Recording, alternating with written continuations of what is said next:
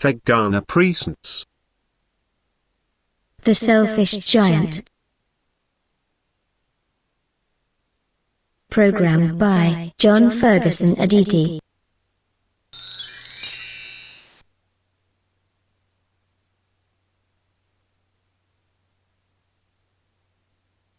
Every afternoon, as they were coming from school, the children used to go and play in the giant's garden. It was a large, lovely garden with soft green grass. Here and there over the grass stood beautiful flowers like stars. And there were 12 peach trees that in the springtime broke out into delicate blossoms of pink and pearl, and in the autumn bore rich fruit.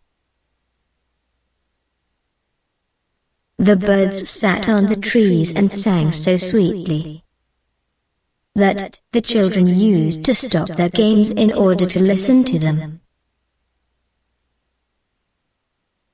"How happy we are here," they cried to each other.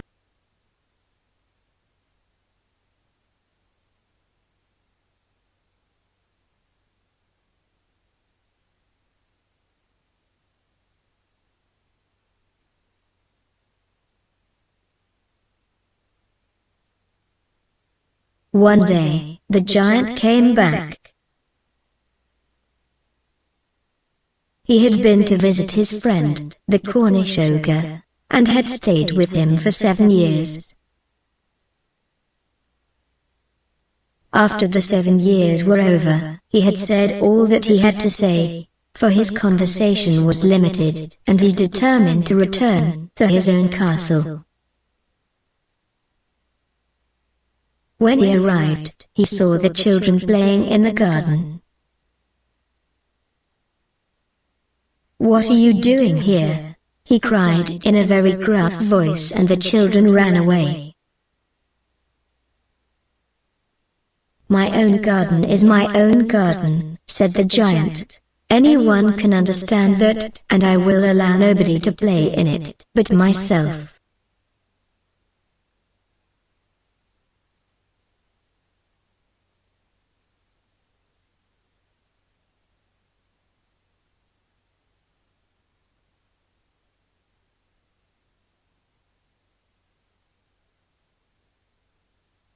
So he built a high wall all round it, and put up a notice board.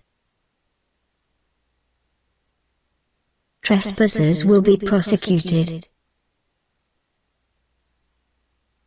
He was a very selfish giant. The poor children had now nowhere to play. They tried to play on the road, but the road was very dusty and full of hard stones, and they did not like it. They used to wander round the high wall, when their lessons were over, and talk about the beautiful garden inside. "How happy we were there," they said to each other. Then the spring came, and all over the country there were little blossoms and little birds.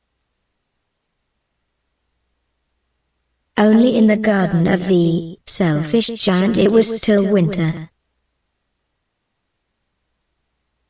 The birds did not care to sing in it, as there were no children, and the trees forgot to blossom. Once, a beautiful flower put its head out from the grass, but when it saw the notice board, it was so sorry for the children, that it slipped back into the ground again and went off to sleep. "I cannot understand why the spring is so late in coming," said the selfish giant, as he sat at the window and looked out at his cold white garden. "I hope there will be a change in the weather." But the spring never came, nor the summer. The autumn gave golden fruit to every garden. but to the giant's garden she gave none. "He is too selfish," she said. So, it was always winter there, and the north wind, and the hail, and the frost, and the snow danced about through the trees.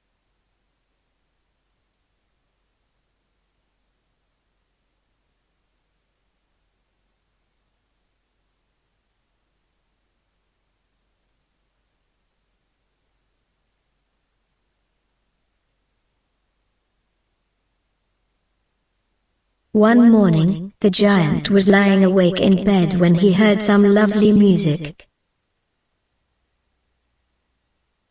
It sounded so sweet to his ears that he thought it must be the king's musicians passing by. It was really only a little linnet singing outside his window, but it was so long since he had heard a bird sing in his garden that it seemed to him to be the most beautiful music in the world.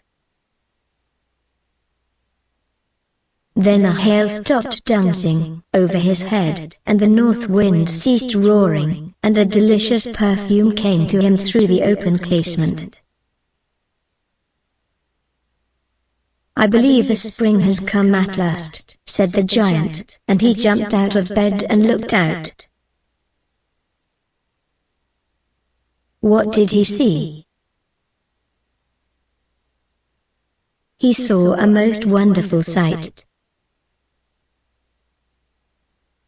Through a little hole in the wall, the children had crept in, and they were sitting in the branches of the trees.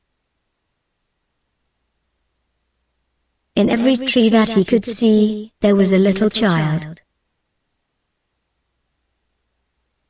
And the trees were so glad to have the children back again, that they had covered themselves with blossoms, and were waving their arms gently above the children's heads. The birds were flying about and twittering with delight, and the flowers were looking up through the green grass and laughing.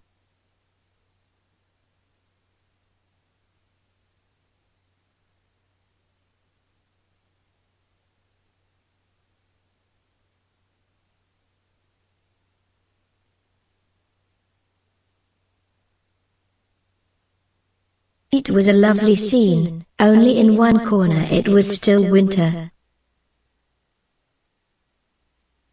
It was the farthest corner of the garden, and in it was standing a little boy.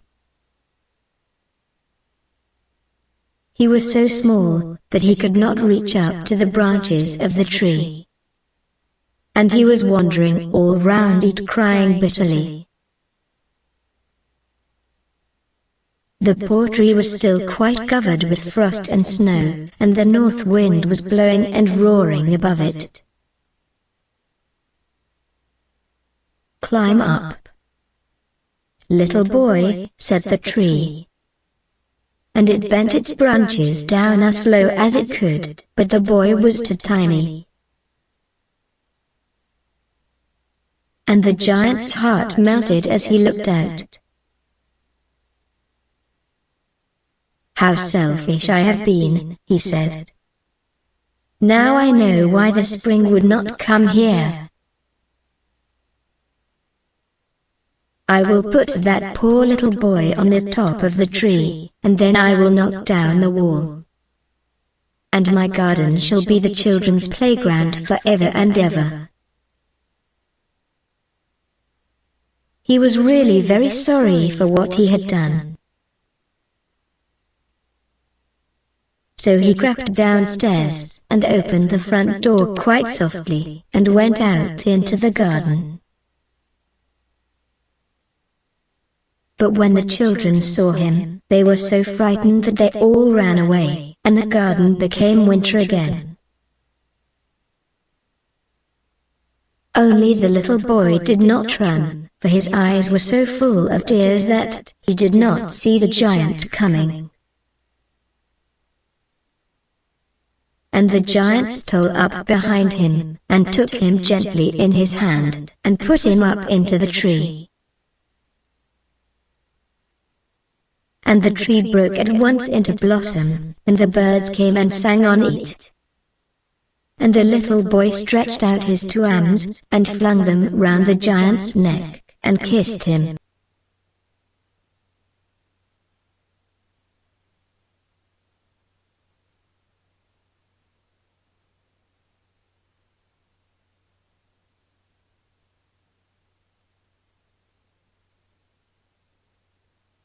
And the other children, when they saw that the giant was not wicked any longer, came running back, and with them came the spring. "It is your garden now, little children," said the giant. And he took a great axe and knocked down the wall. And when the people were going to market at 12 o'clock, they found the giant playing with the children in the most beautiful garden they had ever seen.